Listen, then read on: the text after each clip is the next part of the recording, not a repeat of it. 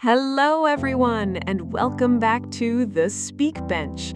I'm Grace, and this is episode 17. Episode 17. Jack here, and the airport stories from episode 16 were absolutely incredible. Someone described missing their flight because they were in duty-free, buying chocolate, and completely forgot the time. Relatable? Absolutely. Recommended? Absolutely not. Never underestimate the power of duty-free chocolate. If you haven't shared your airport story yet, go back to episode 16. We want to hear it. But today is a special one, because today we're going to argue, politely, in English. We prefer the word debate. Debate. Politely argue. Same thing. Today we are teaching you how to give your opinion in English, how to agree, how to disagree, and how to defend what you believe, all without sounding rude or aggressive. And this skill is everywhere. At work, when your manager proposes something you don't agree with, in a classroom, when the teacher asks what you think, with friends, when you're discussing movies, politics, food, travel. Opinions are the heart of real conversation. And yet so many English learners either say nothing because they don't have the words, or they say, I think, which is fine, but gets very repetitive very quickly. Today, we upgrade your opinion vocabulary completely. Let's start with opinion openers, the phrases you use to introduce your view. The classic and most used, in my opinion. In my opinion, working from home is more productive than being in an office. Personally, this one adds a personal flavor. Personally, I think travel is one of the best ways to learn about yourself. From my point of view, slightly more formal. From my point of view, social media does more harm than good. As far as I'm concerned, strong and slightly formal. As far as I'm concerned, fast food should carry health warnings on every package. If you ask me, casual and direct. If you ask me, everyone should learn at least 2 languages. The way I see it, conversational and personal. The way I see it, balance is more important than perfection. Now, agreeing. There are levels of agreement: strong agreement, partial agreement, and reluctant agreement. Strong agreement. Absolutely. I couldn't agree more. You took the words right out of my mouth. Exactly my thoughts. 100%. Partial agreement. You have a point, but I'd also add that I agree to an extent. However, that's a fair point, although I think we should also consider Reluctant agreement. I suppose you're right. I can see your point, even if I'm not fully convinced. Fair enough, I'll give you that one. Now, disagreeing politely. This is where many learners struggle. Disagreement in English needs to be cushioned, softened, especially in professional and social contexts. The golden structure for polite disagreement: acknowledge, then counter. I see where you're coming from, but I think. I understand your perspective, however. That's an interesting point, although other polite disagreement phrases, with all due respect, I think that's a bit of an oversimplification. I'm not entirely sure I agree with that. I have to respectfully disagree on this one. And what you should never do, just say no or wrong or that's stupid. Even if you strongly disagree, always acknowledge before countering. Now, defending your view when someone pushes back. I still think that. I stand by my opinion because the evidence suggests that. My experience has shown me that, and the graceful concession when you actually change your mind. Actually, when you put it that way, I can see your point. You've given me something to think about. I hadn't considered that. Fair point. Knowing when to concede is actually a sign of intelligence and confidence. It shows you're listening, not just waiting to argue. And finally, hedging. When you're not fully sure, or you want to present an idea carefully. It could be argued that, some might say, there's a case to be made for. It depends on the situation. Hedging makes you sound thoughtful rather than reckless. It shows you understand complexity. If you're enjoying episode 17, please like the video and subscribe to the Speak Bench. And get ready, we are about to have 4 real debates. Use the comment section to share which side you agree with. Debate 1. Is technology making us less connected to each other? In my opinion, yes. I think technology gives us the illusion of connection without the substance. We have hundreds of followers online and yet fewer deep friendships than any previous generation. I have to respectfully disagree. From my point of view, technology has made connection possible across distances that were previously impossible. I have friends in 7 different countries that I speak to regularly. Without technology, those friendships simply wouldn't exist. You have a point, and I'll give you that. Long-distance connection is genuinely better, but I still think something is lost in face-to-face connection.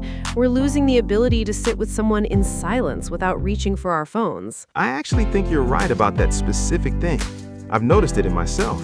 I check my phone even when I'm with people I love. That's worth addressing. Did you hear how that debate worked? Grace had a view, Jack countered.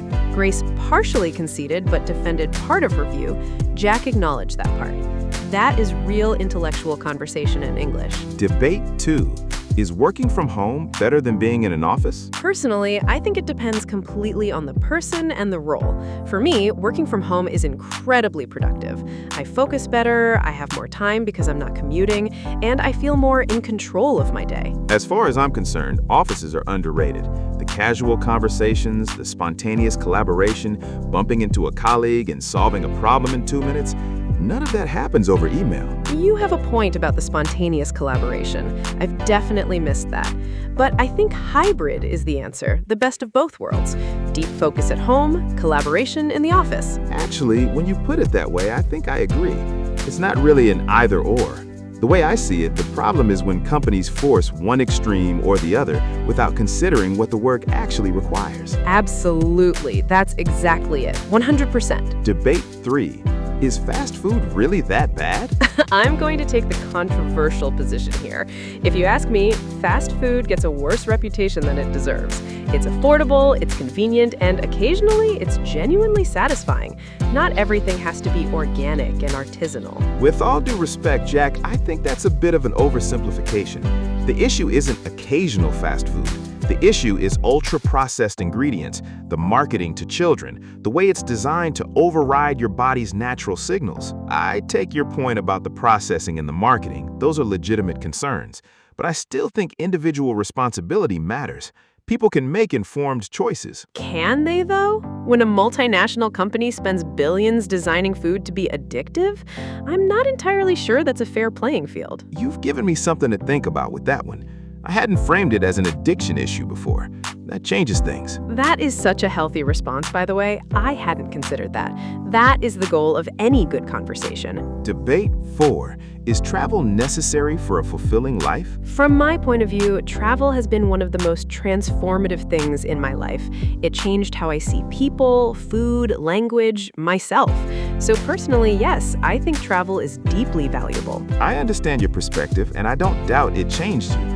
But there's a case to be made that travel is a privilege, financially, visa-wise, health-wise, and some of the most interesting, fulfilled people I know have barely left their home country. That's a fair point, and I think it's important.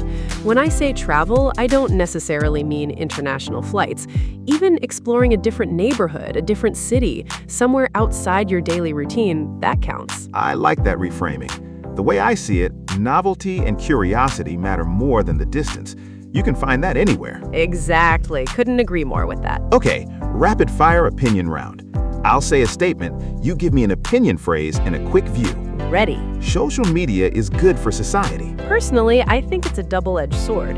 Incredible for connection, genuinely harmful for mental health if used without awareness. Agree or disagree? Grammar is the most important part of learning English. I'd have to respectfully disagree. Confidence and communication matter far more than perfect grammar. You can be understood without perfect grammar, but not without confidence. Everyone should eat less meat. There's a case to be made for that, both for health and environmental reasons, though I think it depends on cultural context and individual access to alternatives. Learning a second language should be compulsory in schools. As far as I'm concerned, absolutely yes. The cognitive benefits alone are worth it, let alone the cultural understanding. Disagree with me. Working harder is more important than working smarter. I see where you're coming from, but I'd argue they're not mutually exclusive. And if forced to choose, working smart every time. Effort without strategy rarely gets you where you want to go. Perfect. Every answer used a different opinion phrase. That is exactly the kind of variety we want to see. Pause the video and practice. Take any opinion you have about anything and express it out loud using today's phrases. In my opinion, personally, from my point of view, as far as I'm concerned. Mix them up. Say it with confidence. And then bring it to the comments. Share your opinion on one of our 4 debate topics. We will engage with every single one. Real opinion exchange, right there. Jack, we covered opinion openers, 3 levels of agreeing, polite disagreement structure, defending your view, graceful concession, hedging language, 4 real debates, and rapid-fire practice. Episode 17 complete. And I genuinely think this episode changes how our listeners participate in conversations. Not just listening, but contributing, sharing their views, being heard. That is the transformation, from understanding English to having a voice in English. And that voice matters. Your challenge: pick one debate topic and share your opinion in the comments. Use at least 2 opinion phrases from today. We will engage with every answer. Episode 18 is coming next week, talking about problems and solutions in English. We're learning how to describe a problem clearly and propose solutions. Incredibly useful at work and in daily life. I'm Jack from the Speak Bench, where real conversations meet real English. And I'm Grace. See you in episode 18. Goodbye, everyone. Goodbye, and remember, your opinion matters. Say it in English.